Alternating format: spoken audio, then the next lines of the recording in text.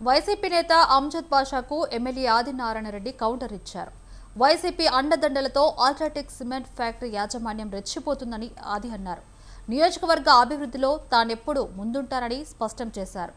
పరిశ్రమల అభివృద్ధికి నిరోధకంగా ఉన్నారని, తనను నిరోధించడంలో అర్థం లేదంటూ మండిపడ్డారు.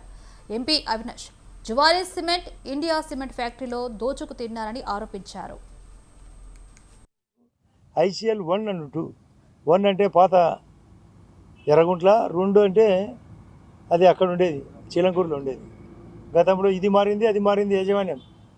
ఇది ఒకప్పుడు CCI నుంచి ICL 1 అయింది, అది కోరమాండల్ నుంచి ICL 2 అయింది.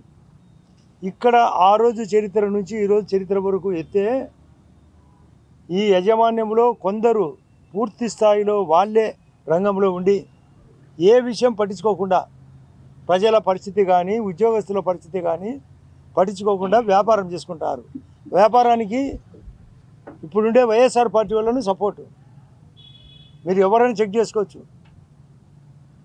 ఇది చివరికి గాలి బానయ్యి డెమోక్రసీలో ఎన్ని రకాలుగా చెప్పినా వినకుంటే ప్రజలు కానీ లేదా కార్మిక శాఖ కానీ జిల్లా కలెక్టర్ గారికి కూడా మొన్న పోయి 48 గంటల కిందట నివేదిక కూడా ఇవ్వడం